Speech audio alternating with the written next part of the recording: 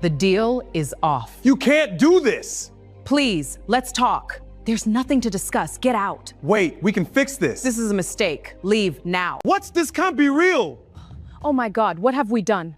You thought you could betray me? I own this company, and that jet is mine. She walked into the lawyer's office with nothing but a calm smile and a pen in her hand. Across the table, her husband leaned back with his mistress beside him, both laughing as if they had already won. To them, she was just the quiet wife he was finally getting rid of. They mocked her clothes, her silence, and the fact that she didn't fight for the mansion, the cars, or the money. Then he signed the divorce papers with a smirk, believing he had destroyed her life. But what he didn't know was that the private jet he bragged about flying on belonged to her. The company where he and his mistress proudly worked also belonged to her. Every promotion, every luxury trip, every paycheck they depended on had come from the woman they treated like a nobody. When the mistress discovered the truth, her reaction shocked everyone in the room. But what the ex-husband did next was even more unbelievable. He thought the divorce was the end of her story, but it was only the beginning of a revenge he never saw coming. Maya Ellison did not look at Grant Whitmore when the final page slid toward her. She looked at the gold watch on her wrist, the one her father, Nathaniel Ellison, wore when he bought his first hangar outside Atlanta. Real money whispers, baby girl. Grant thought the watch was old-fashioned. Sloane Beckett, his mistress, thought Maya's plain navy dress meant poverty. Their friends, Harper and Tessa, sat by the window, filming behind designer purses. "Don't worry, Maya," Sloane said. "You'll get used to starting over." Grant laughed, not a warm laugh, a victory laugh. Maya signed her name once, then again, smooth, careful, no shaking. No drama, no speech. Mr. Caldwell, the attorney, cleared his throat. "The agreement is final once filed. Mrs. Whitmore has waived claim to the residence, the vehicles, and the public investment accounts." "Generous," Grant said, "or foolish?" "Difference," Maya said softly. Everyone turned. She lifted her eyes. "There's a difference." Sloane smirked. "Between what?" "Between what people see and what they understand." Silence. For half a second, Grant's smile slipped, then pride put it back. He had built his new life on appearances. The corner office at Ellison Crown Aviation, the badge, the private jet he called Company Access, as if the company admired his brilliance. He never asked why the board approved his trips. Greedy people rarely question comfort, they just sit in it. Maya stood. "Congratulations, Grant." "That's it?" he asked. "No begging?" "No. No tears." "Not for an ending. I already survived." Sloane leaned closer to him. "Some women don't know how to keep a man." Maya looked at her, not angry, watching. "You're right," Maya said. "Some women don't." Then she left before anyone could invent another insult. Her heels clicked down the marble hall. Behind the frosted glass, laughter rose again. They thought silence was surrender. They were wrong. Outside, Atlanta shimmered. Maya passed Grant's black sports car and walked to a plain silver pickup at the curb. Her cousin Andre Hayes sat behind the wheel, jaw tight. "You let them laugh?" he asked. "I let them talk." "Same thing." "No, talking reveals, laughing records motive." Andre looked toward the building. "Calvin called. He said the file from your father's safe matches what you suspected." Maya's fingers tightened around the watch. Uncle Calvin had been her father's oldest friend, the secret keeper behind every quiet deal Nathaniel Ellison ever made. If Calvin was right, Grant's betrayal was not only personal, it was connected. Connected to Sloane. Connected to the rival investors circling Ellison Crown. Maybe even connected to the night Nathaniel died in a hotel suite, one day before he planned to remove Grant from the executive program. Pain teaches in layers, first the wound, then the pattern. Maya stared at the building where her marriage had just been buried. She had loved Grant once, before ambition made him cruel, before Sloane taught him how to perform power he never earned. Where to? Andre asked. The airport. The South Gate. No, Maya said, the private terminal. His eyebrow rose. Grant believed those papers had stripped her down to nothing, but every clause had been prepared by loyal attorneys. Every asset he took was visible, taxable, and already separated from the aviation holdings and voting shares he never knew existed.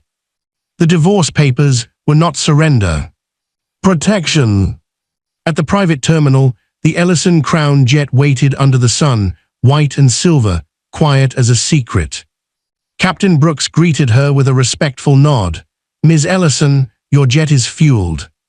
Andre smiled for the first time all day. Maya touched her father's watch. Good, she said. Now let's find out who else has been flying on it. The private terminal did not feel like the lawyer's office. No perfume-heavy laughter, no clicking phone cameras, no Sloane Beckett tilting her chin like she had purchased the sun. Here, everything moved with purpose. Pilots checked logs, mechanics crossed the hangar floor with tablets, dispatchers spoke in low voices behind glass walls. Quiet money. Disciplined money. Maya stood beneath the wing of the Ellison Crown jet and remembered her father's voice. People who need to look rich are usually renting the costume. Nathaniel Ellison had built his aviation company after 30 years of being underestimated. First, they called him a baggage handler, then a lucky contractor, then a vendor. By the time they realized he owned half the airport services they used, he had already bought the land under their arrogance. Real money whispers. Grant had never understood that. He loved volume. He loved the look of wealth more than the responsibility of it. He loved being seen walking across the tarmac in sunglasses, stepping onto a jet he called his usual ride. His usual ride. Maya almost smiled. Captain Brooks handed her a folder, flight manifests for the past 18 months. Only the official ones. And the corrected ones your father had me keep separately. Maya looked up. Captain Brooks did not blink. Mr. Ellison was careful. Careful, not paranoid. Difference. Maya opened the folder. Grant's name appeared again and again. Atlanta to Miami, Miami to Los Angeles, Atlanta to Dallas, Dallas to Nassau. Besides several trips was Sloane's name, listed not as an employee, but as executive guest. Executive guest. Maya turned a page. There it was. 1 week before Nathaniel died, Grant had taken the jet to Chicago with Sloane and a man named Victor Hale. Victor Hale. The name felt cold in her hand. Andre leaned over her shoulder. That's the investor trying to buy into Ellison Crown. Not trying, Maya said, circling. Victor Hale owned Pinnacle Aero Group, a loud-money aviation firm with flashy ads, celebrity clients, and rumors behind every expansion. He had wanted Ellison Crown for years. Nathaniel refused him every time. Not interested in selling legacy to a man who eats what he can't build. That was what her father had said at Thanksgiving. Maya flipped through the folder slowly. No panic, no shaking. Anger had risen in her chest, but she pressed it into focus. Anger without discipline becomes evidence against you. Her phone buzzed. A message from Sloane. Enjoy your little pickup truck ride, Maya. Grant says I can decorate the lake house now. Hope you find a studio apartment with good lighting. Maya stared at the message. Andre saw it and cursed under his breath. Let me reply. No. You sure? Sloane performs for reaction. Don't feed performers. Maya slipped the phone into her purse. Across town, Grant and Sloane were already celebrating at the lake house. Maya knew because Harper had posted a video 20 minutes ago. Champagne, music, Grant lifting a glass and saying, "Freedom looks expensive." Everyone laughed. Mockery turns people careless. At the terminal office, Calvin Rowe waited beside a conference table. Silver beard, dark suit, eyes that had seen too much and said too little. Maya, he said, standing. Uncle Calvin. He hugged her, gentle but firm. I'm sorry about today. Don't be. Today gave them confidence. And confidence makes fools talk. Exactly. Calvin placed a leather envelope on the table. Your father gave me this 3 days before he passed, told me not to open it unless Grant pushed for divorce or Victor Hale made a second approach. Maya's breath tightened. And both happened, Calvin said. Inside the envelope was a letter in Nathaniel's handwriting. Baby girl, if you are reading this, then someone close has mistaken your kindness for access. Do not argue with snakes about venom. Study where they entered the garden. Maya swallowed hard. The room blurred for one moment, just one. Calm outside, pain inside. She read on. Grant has been speaking with someone he should not trust. I do not yet know whether he is greedy, frightened, or compromised. Maybe all three. I intended to confront him after the board review. If I did not get the chance, follow the money through the aircraft logs, consultant invoices, and executive training accounts. Maya lowered the letter. Consultant invoices, she said. Calvin nodded, already pulled. He slid another stack across the table. Sloan Beckett's name appeared under marketing strategy, but payments had been routed through a shell company tied to Victor Hale. Not mistress, I said. Not romance, access. Maya sat very still. Andre paced behind her, so Sloan was planted. Maybe, Calvin said, or paid after she got close. Pride makes a person easy to recruit. Maya thought of Sloan laughing in the lawyer's office, touching Grant's arm like he was a trophy she had earned. Vanity is a leash when the wrong person holds it. What about Grant? Maya asked. Calvin's face hardened. That part is worse. He opened a tablet and showed her a draft proposal. Grant had promised Victor Hale internal expansion data, client routes, pilot contract numbers, and acquisition weaknesses. In return, Grant expected a senior executive position after Victor forced a merger. Maya stared at the screen. The man who mocked her plain dress had tried to sell her father's company out from under her. Her marriage had ended in a lawyer's office.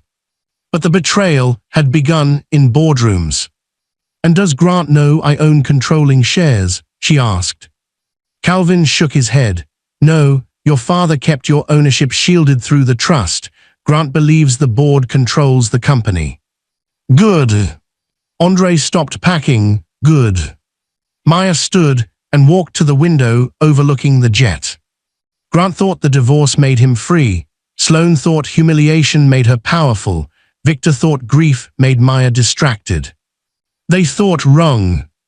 Do nothing yet, Maya said. Andre frowned. Nothing.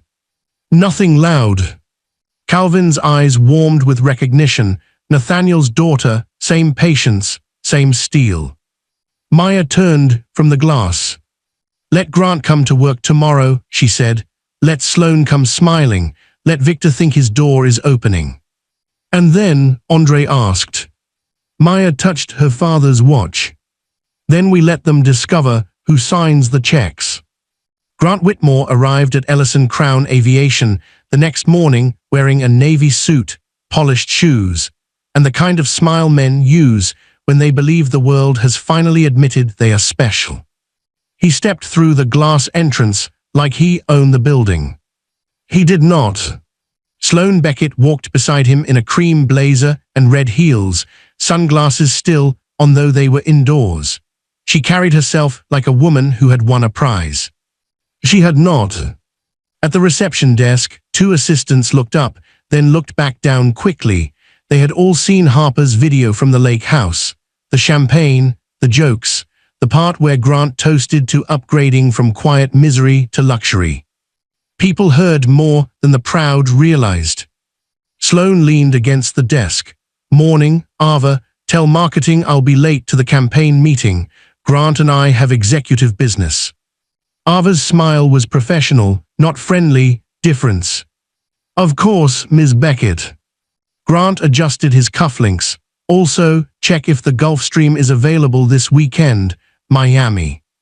Ava paused. The aircraft schedule is restricted today. Grant frowned. Restricted by who? Executive office. I am executive office. Ava did not answer. Sloane laughed softly. Maybe Maya's pickup truck is blocking the runway. Grant smirked. Don't say her name too loud. She might come ask for gas money. Behind them, the lobby went quiet. Not silent. Quiet. There is a difference between absence of noise and presence of warning. Grant turned. Maya Ellison stood near the elevator in a black tailored suit, her father's watch on her wrist, her hair pinned low and neat. Beside her stood Calvin Rowe, chief legal counsel. Andre Hayes stood a few steps behind them, holding a leather folder. Sloane's smile sharpened. Well, look who found the corporate entrance. Grant chuckled. Maya, this is a workplace. Divorce emotions should stay outside. Maya looked at him calmly. I agree. That bothered him. Her calm always bothered him. He wanted tears because tears would make him feel powerful. He wanted anger because anger would make her look unstable. But she gave him nothing. No drama, no speech. Just a look. Conference room, Maya said. Grant blinked. Excuse me. Conference room B now. Sloane took off her sunglasses slowly. And who exactly are you giving orders to? Calvin stepped forward. Employees. One word. Heavy as a door closing. Grant laughed, but it came out wrong. Calvin, I know you've been close to the family, but don't embarrass yourself. Maya isn't on the executive team. No, Calvin said, she's above it. The lobby stopped, pretending not to listen. Sloane's face changed first, not fear, confusion, then irritation. Maya walked past them toward the hallway. You can follow me, or security can escort you. Grant's jaw tightened. Pride wanted him to refuse. Greed made him follow. Greed always calculates. Inside conference room B, the blinds were open to the runway. The private jet sat in the distance, gleaming under morning light like a secret waiting to speak. Grant sat at the head of the table. Maya remained standing. That seat is reserved, she said. For who? He asked. For ownership. Grant laughed again, louder this time, performance laughter. Maya, please, you waived everything yesterday, you signed the papers. The divorce papers, Maya said, not corporate control. Sloane's fingers tightened around her phone. Calvin placed documents on the table. Ellison Crown Aviation is majority-owned by the Nathaniel Ellison Legacy Trust. Upon Mr. Ellison's death, controlling voting authority passed to Maya Ellison. Grant stared. Words entered his ears and refused to become meaning. No, he said. Yes, Calvin replied. No, Nathaniel would have told me. Maya finally sat at the head of the table. He did not trust you. That sentence hit harder than shouting. Sloane looked from Grant to Maya. This is some kind of trick. No trick, Maya said. Documentation. Justice doesn't always arrive dramatic. Sometimes it arrives stapled, signed, and notarized. Grant reached for the papers. His eyes moved quickly over the trust structure, the board authorization, the ownership records, the executive restrictions. Then he saw it. Maya Ellison, controlling trustee. His face drained. Sloane stood. Grant. He did not answer. Grant, she said again, softer now. Maya watched her. The mistress who had laughed yesterday was shrinking inside her designer blazer. Her red heels suddenly looked less like confidence and more like costume. Now, Maya said, we need to discuss your unauthorized aircraft usage. Grant snapped his head up. Unauthorized, I had approval. From who? The company. I am the company's controlling authority. Silence. Maya slid the flight manifests across the table. Miami, Los Angeles, Dallas, Nassau, Chicago. At Chicago, Sloane looked down. Very interesting. Maya noticed. Sloane whispered, I didn't know. Grant turned on her, be quiet. Not love, control. Difference. Maya opened the second folder.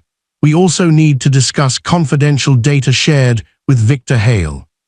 Grant stood so fast his chair scraped backward. Careful. Andre moved closer to the wall. Maya did not move at all. Careful is what my father was, she said. Careless is what you became. Sloane's eyes widened. Victor. Maya looked directly at her. You know him. Sloane's mouth opened, then closed. Grant pointed at Maya. You are emotional, bitter. This is retaliation because I left you. No, Maya said. Retaliation would have been yesterday. This is governance. Calvin spoke next. Grant Whitmore, effective immediately. You are placed on administrative leave pending investigation. Your building access is suspended. Your company accounts are frozen. Ms. Beckett, you are also suspended pending review of consultant payments tied to Pinnacle Aero Group. Sloane grabbed the table. Payments? What payments? Grant would not look at her.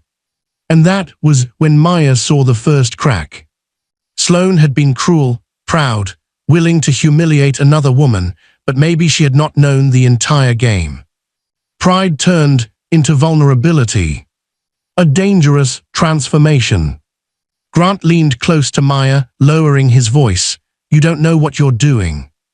Maya looked at him, the way her father used to look at men who confused noise with power. You laughed when you signed the divorce papers, she said. You thought you were ending my life. Grant said nothing. Maya stood. You were only removing yourself from my protection. Security entered. Sloane stepped back, stunned. Grant's face twisted, not with shame but calculation. He was not sorry, not yet. As they escorted him out, he turned and looked at Maya through the glass wall. No apology. No fear. A promise. And Maya understood something then. Grant had lost his job, his access, and his illusion. But a desperate man with secrets does not walk away. He reaches for fire. Sloane Beckett did not cry when security escorted her out. Not in the lobby, not in the elevator, not even when Ava at reception avoided her eyes and pretended to answer a call. Sloane held her chin high because pride was the last expensive thing she had left.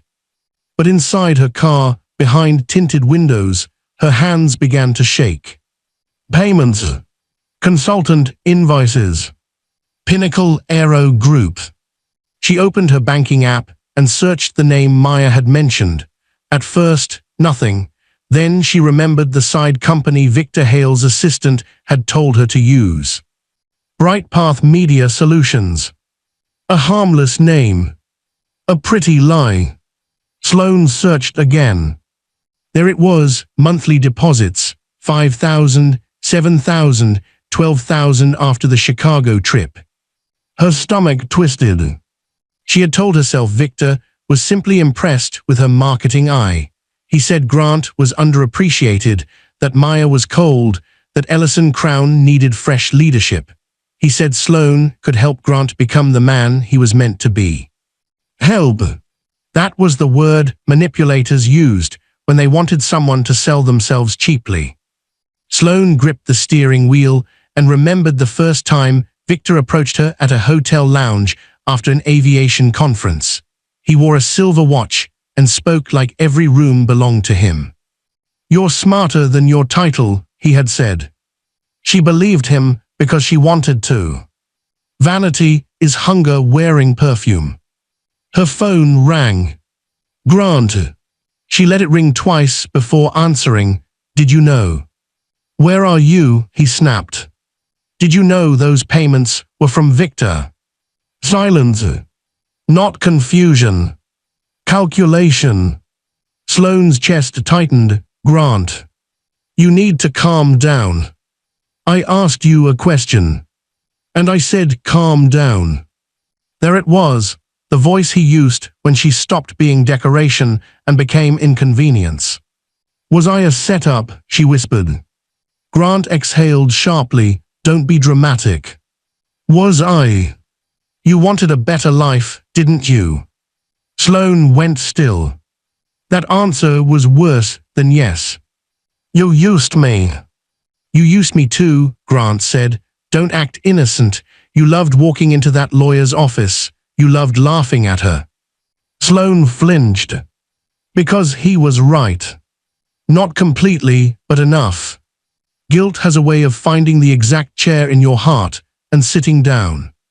I didn't know Maya owned the company, she said. Neither did I. But you knew about Victor. Grant lowered his voice. Listen carefully. Maya thinks she has control because of some papers, but papers can burn, people can change statements, board members can panic. Sloane stared through the windshield at the shining office tower she had walked into like a queen that morning. What are you going to do? What I should have done before Nathaniel died. Her blood chilled. What does that mean? Grant hung up.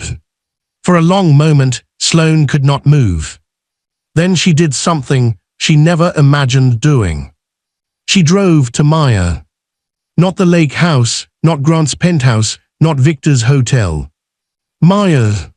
By sunset, Maya was at Miss Loretta's porch on the west side of Atlanta, sitting in a wooden rocking chair while the older woman poured sweet tea into 2 glasses. Miss Loretta had known Nathaniel before the money, before the hangers, before men in suits said his last name with respect. She had watched Maya grow up running barefoot through summer grass long before private jets and divorce papers entered the story. Baby, Miss Loretta said, you look like you carrying a house on your back. Maya gave a tired smile. Feels like a whole airport. That kind of weight don't get lighter by pretending it ain't heavy. Maya looked down at her father's watch. I thought I was ready. You were ready for business, not betrayal, difference. The porch went quiet. Crickets, passing cars, wind in the magnolia tree. Miss Loretta sat beside her. Your daddy ever tell you what power is? Responsibility. That's the polite answer. Miss Loretta sipped her tea. Power is finding out you can ruin somebody and choosing justice instead. Maya looked toward the street. A white Mercedes had stopped at the curb. Sloane stepped out. Andre, who had been standing near the gate, immediately straightened. Absolutely not. Maya stood. Sloane looked different without the office lights and sharp audience, still polished but frightened, not of losing Grant, not anymore. Of what she had helped unlock. I need to talk to you, Sloane said. Andre laughed once. You got nerve. I know. No, you don't. Yesterday you laughed in her face. Sloane's eyes lowered. I know. Maya studied her. Why are you here? Sloane reached into her purse slowly and pulled out her phone. Because Grant just said something about doing what he should have done before your father died. The porch changed. Miss Loretta stopped rocking. Andre's expression hardened. Maya walked down the steps. Say that again. Sloane played the recording. Grant's voice filled the humid evening air. Maya thinks she has control because of some papers, but papers can burn, people can change statements, board members can panic. Then the last line. What I should have done before Nathaniel died. No one spoke. Pain can be loud without making a sound. Maya took the phone carefully. Why record him? Sloane swallowed, because when I asked if he used me, he didn't deny it. Maya looked into her face, searching for performance. She found shame. Not purity, shame. Difference. You hurt me, Maya said. I know. You humiliated me. I know. You helped a man who tried to steal my father's company. Sloane's voice cracked. I didn't know it was that. But you knew it was wrong. Sloane closed her eyes. That was the truth neither woman could decorate. Yes, she whispered. Miss Loretta rose from the porch and came down slowly. Then say what you came to say, child, all of it. Sloane wiped her cheek quickly, angry at the tear. Victor has a private meeting tomorrow night at the old Meridian hangar. Grant is going. He told me to come, but I don't think he trusts me anymore. I heard Victor mention Nathaniel once. He said, dead men don't block deals.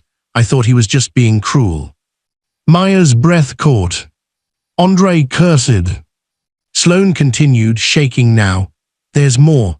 Victor has someone inside Ellison Crown, someone higher than Grant. I don't know who, but Grant said if Maya pushes too hard, they'll make her look unstable like they did with Nathaniel. Maya went cold. Not afraid. Focused. Miss Loretta touched her arm.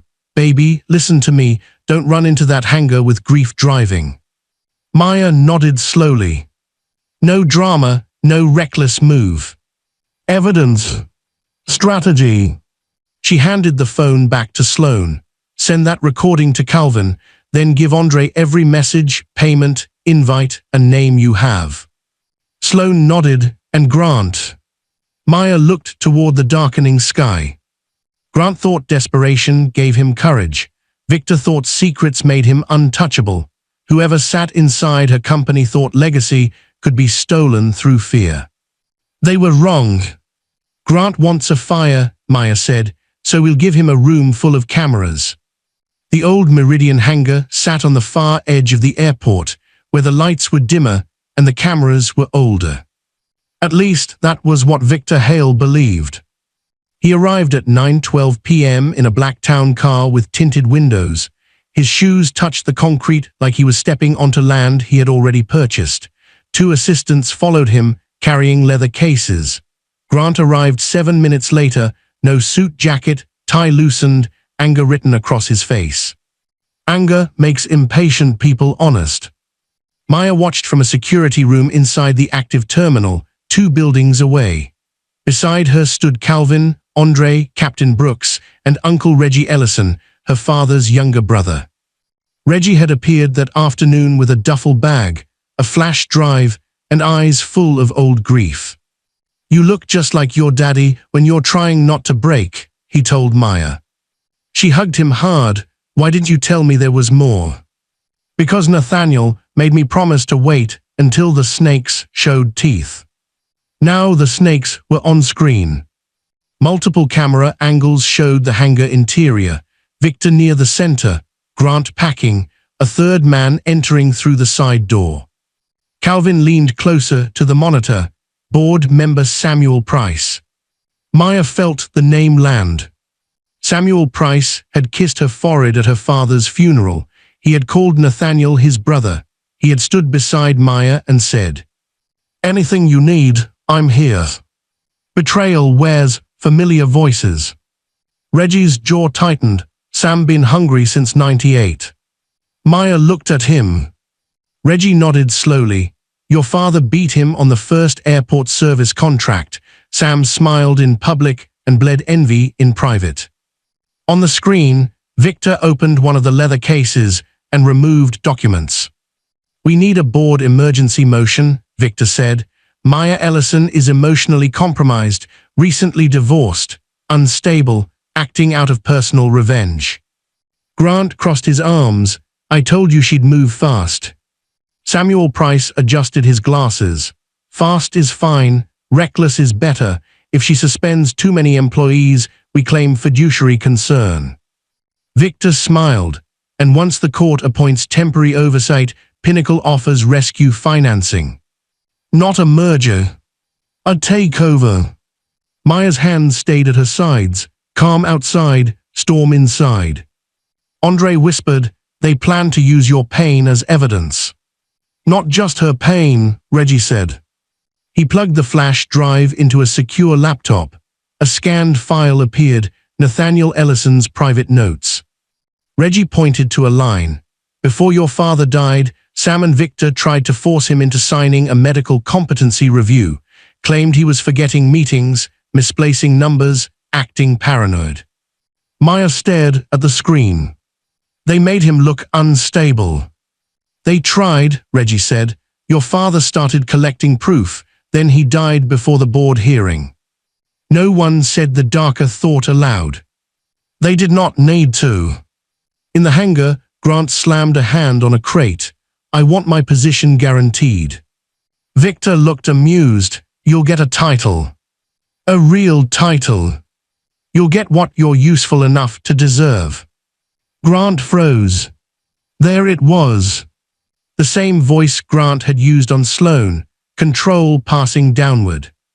Cruel people hate becoming someone else's tool. Samuel Price interrupted. What about the Beckett woman? Grant's face tightened. Sloane is handled. Victor laughed softly. No one emotional is handled.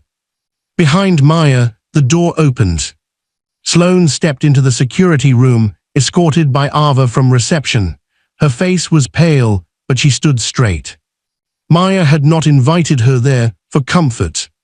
She invited her for truth. On the monitor, Victor continued. If Beckett talks, we frame her as a jealous mistress. She seduced Grant, took payments, then panicked when exposed. Simple. Sloane gripped the back of a chair. Shame entered her eyes, then something stronger. Understanding. Some lessons arrive late, but they still arrive. Grant said nothing to defend her. Not one word. Maya looked at Sloane. Now you know. Sloane nodded once, tears gathering but not falling. I know. In the hangar, Samuel Price pulled out a smaller envelope. There's still the matter of Nathaniel's original trust amendment. If that document appears, Maya's control becomes harder to challenge. Victor waved a hand. It won't appear. Grant looked between them. What document? Samuel glared. The one you were too careless to find. Reggie's face changed. Maya saw it. Uncle Reggie. He opened the duffel bag and removed an old metal lockbox. Your father gave this to me the week before he passed, he said. I thought it was backup records, but I didn't have the second key. Maya looked down at her watch. The watch. Her father's old gold watch. With careful fingers, she turned it over and pressed the tiny release beneath the clasp. A narrow key slid free. For one moment, she could not breathe. Even after death, Nathaniel Ellison was still protecting her. Reggie opened the lockbox. Inside lay the original trust amendment, a sealed letter, and a small recorder. Calvin examined the documents quickly. This confirms Maya's control with added protective provisions. Samuel Price cannot vote on any matter involving Pinnacle due to conflict language. On the hangar monitor, Samuel was already preparing to betray her. But the law had been waiting for him. Justice doesn't always kick down a door. Sometimes it sits in a lockbox for the right daughter to open. Maya picked up the recorder and pressed play. Nathaniel's voice filled the room. If anything happens to me before the board hearing, investigate Samuel Price, Victor Hale, and anyone close to Grant Whitmore. I do not believe my death will be random if it comes suddenly. Sloane covered her mouth. Andre lowered his head. Maya closed her eyes, but only for a second. Grief could come later. Tonight was for truth. Calvin's phone buzzed. He read the message and nodded. Federal investigators are in position. Airport Police 2. We have audio, video, financial records, and the recording from Mr. Ellison. Maya looked back at the monitor. Grant was speaking now. Maya won't stop. She'll burn everything before she lets me win. Victor smiled. Then we make sure she has no matches. Maya stepped closer to the screen. They thought they were hunting her. They were wrong. She turned to Calvin. Open the hangar doors. Calvin tapped his phone. On screen, the massive hangar doors began to rise. Bright runway lights spilled across the concrete. Victor spun around. Samuel stumbled back. Grant's face went white. Then Maya walked in from the far entrance. flanked by Calvin, Reggie, Andre, and uniformed officers. Sloane followed behind them. Grant stared at her. Sloane. She looked at him with tears and disgust. "No," she said, "not anymore." Maya stopped 10 feet from Grant. "No shouting. No shaking. No fear." "Grant," she said, "you wanted to know what I was going to do." His mouth opened, but nothing came out. Maya lifted her father's watch. "I listened." Behind Victor, officers moved in. And for the first time since the divorce papers were signed, Grant Whitmore looked like a man who understood the cost of laughing too soon. Grant Whitmore did not run. He looked like he wanted to, but pride nailed his shoes to the concrete. Victor Hale tried to speak first, because men like Victor believed language could buy time. "This is a misunderstanding," Victor said. Maya looked at the officers beside him. "No, it's documented." Calvin stepped forward with the folders. Financial transfers, unauthorized aircraft use, attempted corporate coercion, confidential data violations, and recorded conspiracy to interfere with trust governance. Victor's smile tightened. "You have no idea who you're embarrassing." Maya's face did not change. "I know exactly who you are." Then she turned to Samuel Price. That hurt more. Victor was an enemy. Samuel had pretended to be family. "Mr. Price," Maya said, "my father gave you loyalty." Samuel looked away. "He gave you opportunity. Still nothing. And you repaid him by helping strangers question his mind before his death." Samuel's lips trembled. "Your father left me behind." Reggie stepped forward, voice low. "Nathaniel lifted you more times than you deserved." Samuel's shame twisted into anger. He always had to be the noble one, the wise one, the one everybody respected.